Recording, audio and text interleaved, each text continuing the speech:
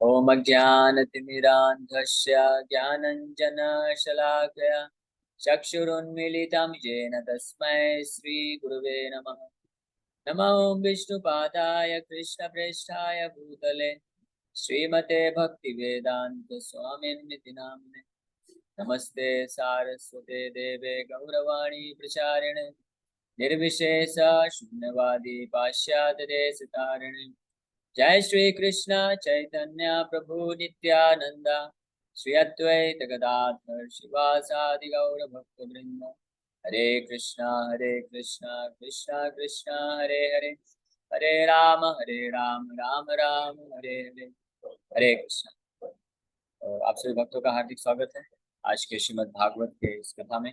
आज हम लोग चर्चा करेंगे प्रथम स्कंद द्वितीय अध्याय और तीसरा श्लोक, जो कि श्रील शुद्ध गोस्वामी के द्वारा सुखदेव गोस्वामी का वंदना किया जा रहा है, गुणगान किया जा रहा है और उनसे कृपा की याचना की जा रही है कि वो सर्वभूत हृदय मुनि आसनतोऽस्मि, कि है वो सुखदेव गोस्वामी जो हर किसी के हृदय में प्रकट हो सकते हैं, अपने आप को प्रकट करते हैं, तो वो भी कृपा करके मेरे हृदय में प्रकट हो ताकि मैं उनकी कृपा से भागवत कथा को कर सकूं। तो इस श्लोक में बहुत ही विशेष रूप से आज के दिन से काफी महत्व है। कोइंसिडेंटली या भगवान परम सौभाग्य से ये जो आज हम लोग चर्चा करने वाले हैं वो दीपावली से भी बहुत संबंधित है।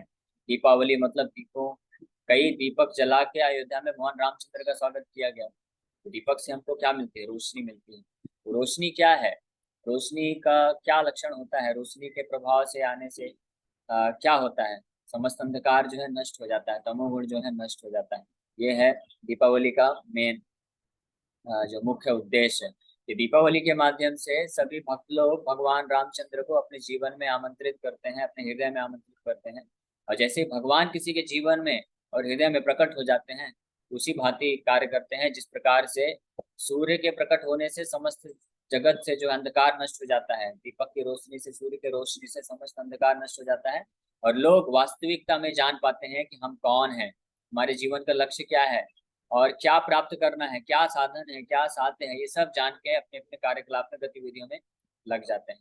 उसी प्रकार से यहाँ पे श्रील सुत गोस्वामी जब सुखदेव गोस्वामी के विषय में वर्णन कर रहे हैं, उन तम व्यास सूनम उपयामी गुरु मुनीना, कैसे व्यास सून, व्यास सूनम मतलब व्यास देव जी के पुत्र सुखदेव गोस्वामी उपयामी गुरु मुनीना, उनको मैं उपयामी मतलब उनके नजदीक, उनके चरणों में आके आश्रय प्रदान प्राप्त करना चाहता हूँ। ऐसा उनका मनोभाव है सुध गोस्वामी का कि ऐसे व्यास देव के महान पुत्र जो कि जन्म से ही परम विरक्त होके 16 साल की आयु में ही निकल पड़े थे और अभी भी उनका भागवत कथा कर रहे हैं, मात्र 16 साल की ही आयु है उनकी, इसलिए व्यास सूनुम। व्यास सूनुम होते हुए भी वो कौन है? गुरु मुनि नाम।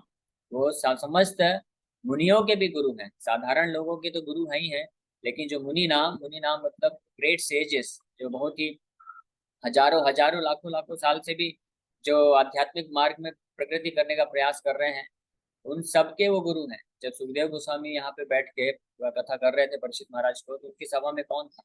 उनकी सभा में वेद व्यास जी, नारद मुनि, ब्रह्मा जी, देवल, असित, जितने भी महान महान ऋषि मुनि हुए हैं, सब लोग उपस्थित होकर उनकी कथा का श्रवण कर रहे थे, भागवत कथा का श्रवण कर रहे थे, इसलिए गुरु मुनि नाम। तो ऐसे व्यास सूनु उपयामी गुरु मुनि नाम, ऐसे व्यास देव जी के पुत्र सुखदेव गोस्वामी के का मैं आश्रय प्राप्त करना चाहता हूँ, जिन्होंने, कल हमने चर्चा किया था कि संसारिणाम करुणया पुराण गुह्यम, संसारिणाम यानी संसार के लोगों के लिए, है ना। संसारिणाम शब्द सूचित करता है कि इस संसार में लोग जो है भौतिकतावाद में फंस करके जन्म मृत्यु दुख शोक अशांति व्याधियां ये सब कष्ट उठा रहे हैं। उनके ऊपर करुणा करके, उनके ऊपर कृपा करके, है ना। करुणा का मतलब क्या होता है? करुणा का मतलब होता है जब कोई व्यक्ति भगवान या भगवान की कोई शुद्ध भक्त बिना किसी हेतु के, बिना किसी कारण के किसी के ऊपर दया करते हैं, किसी के ऊपर कुछ उपकार करते हैं, उसको करुणा बोला जाता है। तो उपकार जो साधारण तौर पे कोई व्यक्ति उपकार उपकार करता है तो उसके पीछे कुछ ना कुछ योग्यता देखता है, क्वालिफिकेशन देखता है, लेकिन करुणा का मतलब होता है जो highest degree of welfare activity है, सर्वोत्तम प्रकार का जो दया होता है, या किसी के ऊपर हम कुछ कंट्रीब्यूशन कर सकते हैं, वेलफेयर कर सकते हैं, उपकार कर सकते हैं, वो होता है करुणा। और वो करुणा किस प्रकार से उन्होंने किया? आह पुराण गुह्यम, इस गुह्य पुराण भागवत पुराण जो कि मोस्ट कॉन्फिडेंशियल, और हमने ये भी फिर चर्चा किया था कल कि इसको पुराण गुह्यम क्यों बोला गया है, सबसे गुह्य पुराण क्यों बोला गया है, क्योंकि इस पुराण में ये अमल पुराण है। श्री चैतन्य मतमिदम अमल पुराण, भागवत अमल पुराण है। तो श्री चैतन्य महाप्रभु का मत है, इसमें एक भी क्लेश मात्र भी मल नहीं है। मल क्या होता है, गंदगी क्या होती है? भौतिकतावाद का समावेश, कि किसी यज्ञ दान तपस्या भक्ति सेवा पूजा ये सब करके जब कोई व्यक्ति कुछ लाभ प्राप्त करना चाहता है, कुछ भौतिक सुख प्राप्त करना चाहता है, या यहाँ तक कि मोक्ष वांछा भी, कोई ये सब कार्य करके मुक्ति प्राप्त करना चाहता है, तो वो सब क्या है? मल है, वो गंदगी है। लेकिन इस भागवत पुराण से धर्म प्रोजित कईत्व अत्र निर्मत्सराण, धर्म प्रोजित कईत्व, कईतव धर्म प्रोजित पूरी तरह से निकाल के फेंक दिया गया है। इसमें केवल और केवल एक ही विषय वस्तु है, क्या? गुह्य, भगवान कृष्ण के बारे में, भगवान के अन्य अवतारों के बारे में जो गुह्य ज्ञान है, उनकी शुद्ध भक्ति है, उसी का ही वर्णन किया गया है। पूर्ण रूप से भौतिकतावाद को यहाँ से निकाल के फेंक दिया गया है। इसीलिए इसको पुराण गुह्यम या अमल पुराण बोला जाता है। श्री चैतन्य महाप्रभु बताते हैं अमल पुराण, स्पॉटलेस लिटरेचर, स्पॉटलेस वैदिक लिटरेचर। और यही कारण है इसको महापुराण भी बोल सकते हैं। समस्त पुराणों में सर्वश्रेष्ठ भी कहें अगर, तो इसमें कोई गलत नहीं होगा। तो इसलिए पुराण गुह्यम, गुह्यम का अर्थ होता है कि भगवान से संबंधित जितने भी कॉन्फिडेंशियल, भगवान का नाम रूप गुण लीला, उनकी सुंदरता, उनकी मधुरता, उनकी दिव्य लीलाएं, और उनके भक्तों के साथ क्या आदान प्रदान है, संबंध है, ये जितने भी विषय वस्तु है, इसको गुह्य ज्ञान बोला जाता है, परम गुह्य ज्ञान बोला जाता है। और ये पुराण इसमें, इस पुराण में श्रील सुखदेव गोस्वामी जो है इस सबका वर्णन करने वाले हैं। और इस प्रकार से जो भगवान की कथा है, श्रवण है, भगवान के बारे में जो गुह्य ज्ञान है, परम गुह्य ज्ञान है, भगवान से संबंधित जो शुद्ध रूप में प्रकट किया जा रहा है, ये क्या होता है? एक दीपक की भांति प्रज्वलित होता है। इसलिए यहाँ पे बोला गया अध्यात्म दीपम अति तितिर्षताम तमोअंधम, यह स्वानुभावम अखिल श्रुति सारम एकम, यह स्वानुभावम, स्वानुभावम हमने कल चर्चा किया था कि सुखदेव गोस्वामी ने स्व मतलब अपने अनुभावम, अपने वेद, अपने पिता वेद व्यास जी के मुखार बिंद से इस भागवत को श्रवण ही नहीं किए थे केवल सुखदेव गोस्वामी, बल्कि उन्होंने इसको अनुभव भी किया था, साक्षात्कार भी किया था। क्यों? क्योंकि वो भगवान के परम शुद्ध भक्त है, पूर्ण रूप से विरक्त है संसार से, पूर्ण रूप से मुक्त स्थिति में होने के कारण ब्रह्म भूत प्रसन्नात्मा न सोचती न कांक्षति समः सर्वेषु भूतेषु मत भक्तिम लभते पराम। ये जो ब्रह्म भूत स्थिति में होता है, तो उसके हृदय में न सोचती न कांक्षति, ना ही कांक्षा, ना ही कुछ भौतिक संसार से कुछ सुख सुविधा भोग प्राप्त करने की इच्छा होती है, न सोचती, ना ही उसके हृदय में कोई शोक लेमेंटेशन होता है कि मेरे पास ये नहीं है, मेरे पास ये नहीं है, मेरे पास वो नहीं है, ना ही उसको ये मुझे प्राप्त करना है, ये प्राप्त करना है, ये प्राप्त करना है। तो इस दो विचारधाराओं से जो मुक्त होता है, वही जो है वास्तव में मद भक्ति लभते पराम, मेरी पराम भक्ति, कृष्ण बोलते हैं मेरी पराम भक्ति, शुद्ध भक्ति को प्राप्त कर सकता है। तो वो पराम भक्ति क्या है? स्वानुभावम, कि पूर्ण रूप से साक्षात्कार किया भगवान का, पूर्ण रूप से भगवान की जो दिव्य लीलाएं उनका दर्शन किया, भगवान के नाम रूप गुण लीला सबके बारे में ज्ञान के साथ साथ विज्ञान में भी, विज्ञान ज्ञान विज्ञान समन्वितम, भगवान कृष्ण गीता में बताते हैं। इस प्रकार से विज्ञान भी प्राप्त किया, यानी साक्षात्कार भी प्राप्त किया। और यही कारण है कि वो अखिल श्रुति सारम एकम, एकम पुराण गुह्यम आख्याहि, एकम पुराण गुह्यम आह, एक पुराण, ये महत्वपूर्ण जो गुह्य पुराण है श्रीमद् भागवत पुराण को, इसको सुखदेव गोस्वामी बोल पाए, प्रकट कर पाए अखिल श्रुति सारम के रूप में। यानी अखिल मतलब संपूर्ण जितनी भी श्रुति है, वैदिक लिटरेचर है, जितने भी वैदिक साहित्य है, करोड़ों करोड़ों उसमें श्लोक हैं, इन सब का सार जो है सुखदेव गोस्वामी एक पुराण गुह्यम के रूप में प्रकट कर पाए। क्यों? क्योंकि यह स्वानुभावम, उन्होंने खुद इसको अपने जीवन में एसिमिलेट करके रखा था, यानी इसका साक्षात्कार प्राप्त किया था। इसलिए ये बहुत महत्वपूर्ण है कि केवल और केवल वही प्रवक्ता, वही स्पीकर जो है पूर्ण रूप से भागवत को, गुह्य पुराण को प्रकट कर सकते हैं, करने की शक्ति रखते हैं, जो खुद स्वानुभावम, जो पूर्ण रूप से इस भौतिक संसार के हर प्रकार के जो वाइसेस हैं, वाइसेस मतलब जितने भी प्रकार के कलमश हैं, उससे मुक्त होते हैं, जिनके हृदय में न सोचती न कांक्षती, ना तो कोई आकांक्षा है भौतिक संसार के भोग करने की, और ना ही उनके हृदय में कोई शोक है, भय है। इस प्रकार से पूर्ण रूप से देहात बुद्धि से मुक्त हैं जो हर प्रकार से जो भगवान भगवत चेतना में स्थित है, जो भगवान के शुद्ध भक्त हैं, भगवान के प्रेम भक्ति में जो लीन है, वही केवल अखिल अखिल श्रुति सारम एकम पुराण गुह्यम, वही केवल बोल सकते हैं, कह सकते हैं, कथा कह सकते हैं। यही कारण है कि शिला सनातन गोस्वामी बताते हैं कि अवैष्णवत मुखोत्तीर्ण पूतम हरिकथामृतम श्रवणम नैव कर्तव्यम सर्पोच्चिष्ट यथापया। कि अवैष्णव मुखोदगीर्णम, अवैष्णव यानी जो भक्त नहीं है, जिसके हृदय में अभी भी कलमश है, जो संसार में फंसा हुआ है, जो भगवान का भक्ति सेवा या कथा के माध्यम से कुछ भौतिक लाभ, पूजा लाभ, प्रतिष्ठा प्राप्त करने की इच्छा रखता है, तो ऐसे मुख, ऐसे अवैष्णव के मुख से पूतम हरिकथामृतम नहीं सुनना चाहिए। श्रवणम न एव कर्तव्य, ये हरि कथा का श्रवण बिल्कुल ही नहीं करना चाहिए। हरि कथा तो क्या है? पूतम हरि कथामृतम, पूतम मतलब पवित्र करने वाली है ये हरि कथा, और अमृत के समान है। लेकिन फिर भी सनातन गोस्वामी बोलते हैं कि ऐसे व्यक्ति के मुख से नहीं श्रवण करना चाहिए। क्यों? सर्पोच्चिष्ट पयो यथा, कि जिस प्रकार से दूध गाय का जो दूध होता है बहुत पौष्टिक होता है, अमृतमय होता है, लेकिन अगर उसको सर्प आके टच कर दे तो विष बन जाता है। तो ऐसे दूध का सेवन करने से फिर क्या होगा? अमृत की जगह वो विष का कार्य करेगा। उसी प्रकार से ये भागवत जो है ऐसे प्रमाणिक भक्तों से सुनना चाहिए, सुखदेव गोस्वामी के मुख से सुनना चाहिए। जैसे परीक्षित महाराज को परम सौभाग्य मिला, डायरेक्टली सुखदेव गोस्वामी है, सूत गोस्वामी को ये सौभाग्य मिला, डायरेक्टली वो सुखदेव गोस्वामी के मुख से सुन रहे हैं, जो कि पूर्ण रूप से स्वानुभावम है, पूर्ण रूप से विरक्त है, भौतिक कलमश रहित, और भागवत कथा भगवान के परम गुह्य ज्ञान के बारे में जिन्होंने साक्षात्कार प्राप्त कर रखा था, तो ऐसे सौभाग्य प्राप्त करके उन्होंने सुना। या तो फिर सुखदेव गोस्वामी के जो प्रतिनिधि हैं, जो गुरु शिष्य परंपरा में आते हैं, तो उनके भी मुख से हम जब सुनते हैं तो वही सेम लाभ मिलता है। इसलिए प्रभुपाद जी ने लिखा भगवत गीता यथारूप। जो प्रभुपाद जी ने शिक्षाएं दिया है, प्रभुपाद जी अपने मन से नहीं दिए हैं। प्रभुपाद जी जब ये भागवत गीता और किसी भी ग्रंथ का अनुवाद करते थे बैठ के, तो अपने सामने बहुत सारे आचार्य, अलग अलग आचार्यों की कमेंट्री रखते थे।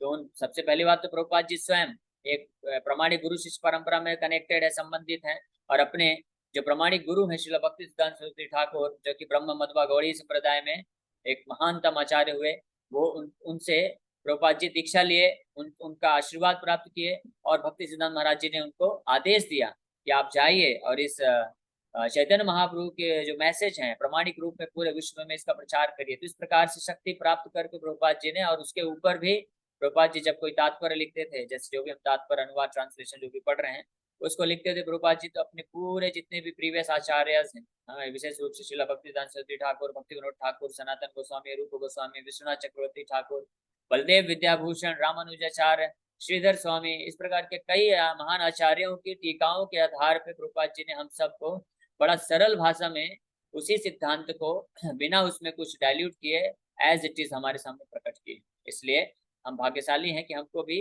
यह स्वानुभावम, जो प्रभुपाद जी स्वानुभावम है, पूर्ण रूप से विरक्त और पूर्ण रूप से भगवान की भक्ति, शुद्ध भक्ति में लीन, उनके मुख से हम लोग जो है ये श्रवण कर रहे हैं, प्राप्त कर रहे हैं इस भागवत कथा को। इस प्रकार से जब कोई भक्त इस पुराण गुह्यम, गुह्य पुराण को प्रकट करता है, तो वो जो होता है वो क्या बन जाता है? अध्यात्म दीपम, आध्यात्मिक दीपक बन जाता है। तो दीपावली के अवसर पे तो अच्छी बात है कि हमको संध्या काल में हम जो भौतिक दीप है वो खरीद के हम घी के उसमें भगवान के स्वागत के लिए दीप जलाते हैं, वो अच्छी बात है, करना चाहिए। लेकिन साथ ही साथ में अध्यात्म दीपम भी जलाना चाहिए। अध्यात्म दीपम, spiritual lamp, spiritual lamp, we should lit spiritual lamp within the core of our heart. हमारे हृदय में हमको ये अध्यात्म दीपम को भी जलाना चाहिए, ताकि हमारे हृदय के अंदर के जितने भी अंधकार हैं, तमोगुण हैं, वो सब नष्ट हो सके। वो तमोगुण अंधकार क्या है, इसका वर्णन कृष्णदास कविराज गोस्वामी चैतन्य चरितमृत में बताते हैं कि जिस प्रकार से गौर निताय बहुत ही अद्भुत सूर्य चंद्र के रूप में प्रकट होते हैं, सबके हृदय में घुस घुस के ये तमोगुण अंधकार को नष्ट करते हैं। तो तमोगुण अंधकार क्या है? भौतिक जीवन में, भौतिक जगत में रह के भोग वासना करना, तृप्ति करना, अपने आप को भौतिक जगत से संबंधित मानना, अपने आप को ये शरीर मानना, और हर प्रकार से ये प्रयास करना कि किस प्रकार से मैं इस संसार में रह के भोग कर सकूं, इंद्र तृप्ति कर सकूं।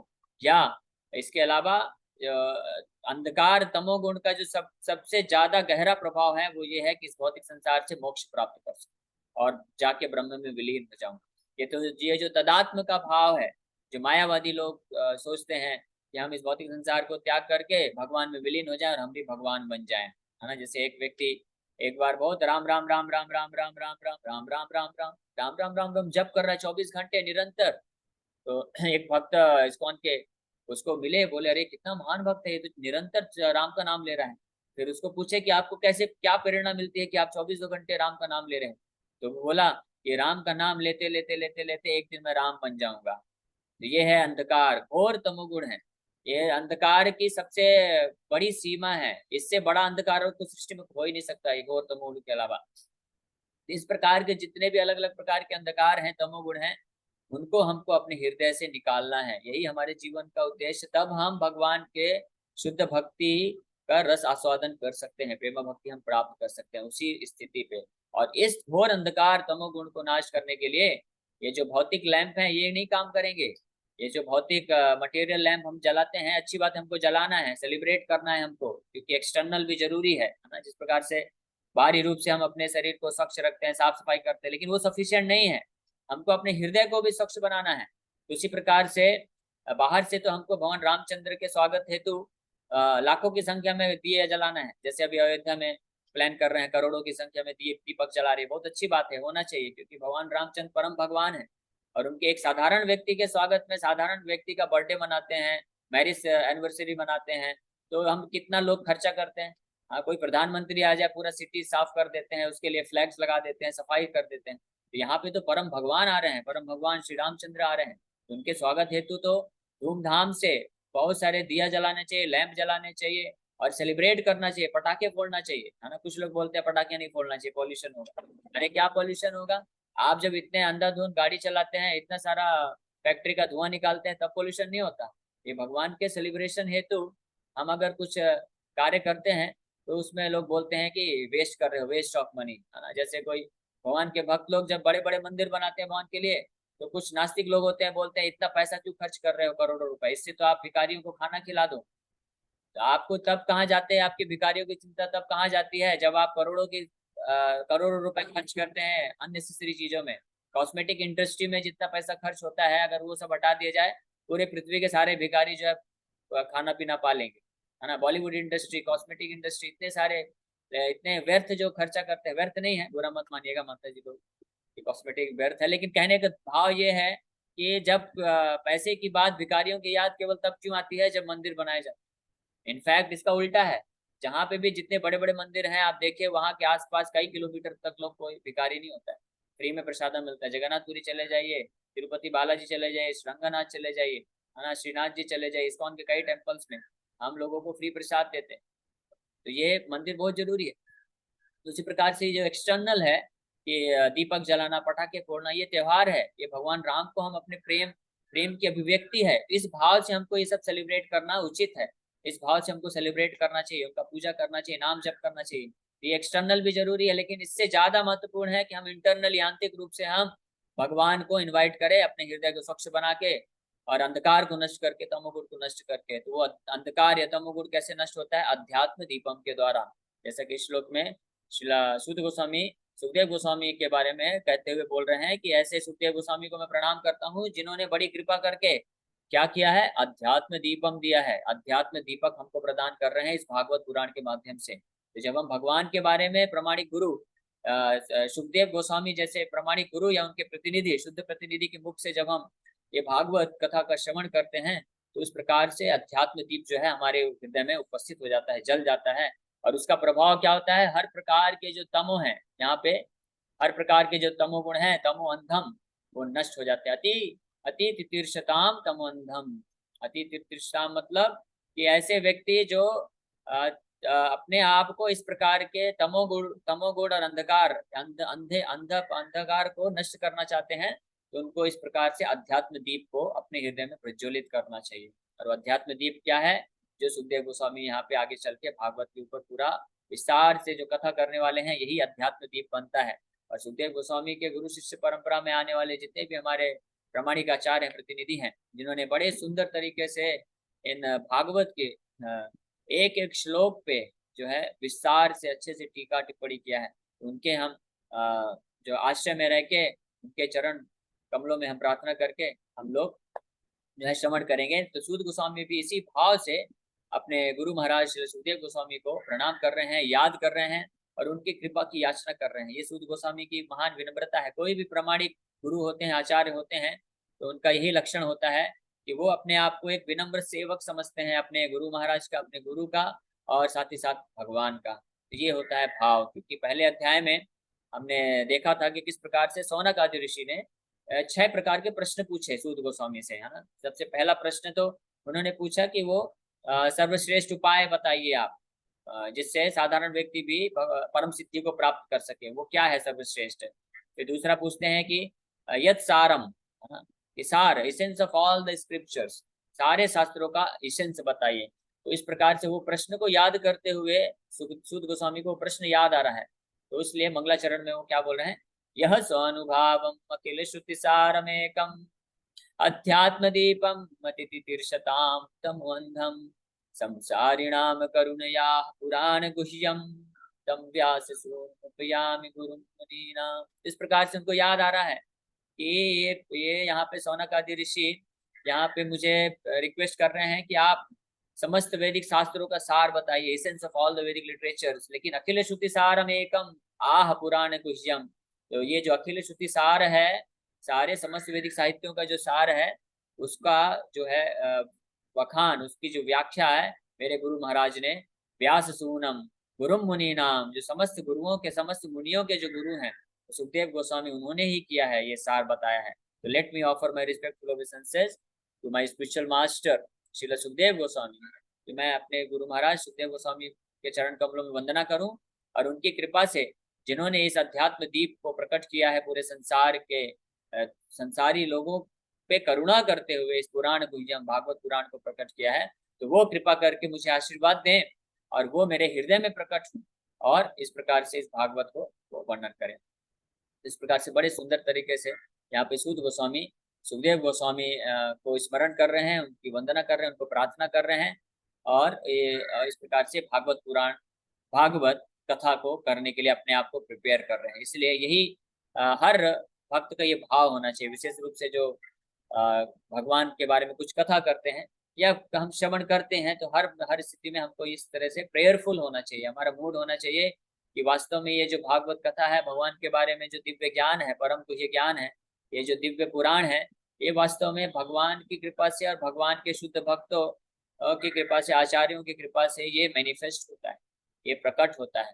इसको कोई अपने वोकेबुलरी से, वर्ड जगलरी से, ग्रामर से, अपने स्कॉलरशिप से, अपने ज्ञान से नहीं प्रकट कर सकता है, नहीं समझ सकता है ना। ज्यादा से ज्यादा बस वो यही कर सकता है कि कुछ वर्ड जगलरी करके इधर उधर की बातें कर सकता है, लेकिन उसका कोई प्रभाव नहीं पड़ेगा। क्योंकि ये भागवत क्या है, कृष्ण तुल्य भागवत विभु सर्वाश्रय प्रति अक्षर प्रति श्लोके नाना अर्थ काय। श्री सनातन गोस्वामी बताते हैं कि कृष्ण तुल्य भागवत, ये जो भागवत है कृष्ण के तुल्य है, कृष्ण से अभिन्न है। तो कृष्ण से अभिन्न होने के कारण कौन व्यक्ति है जो कृष्ण को समझ सकता है? कोई नहीं समझ सकता है। कृष्ण का इस्तेमाल नहीं किया जा सकता है, कृष्ण को यूज नहीं किया जा सकता है, कृष्ण का सेवा किया जा सकता है। जो कृष्ण को सेवा करते हैं, सेवा अर्पण करते हैं, प्रेम करते हैं, वही कृष्ण को अपने हृदय में और हर किसी के हृदय में प्रकट कर सकते हैं।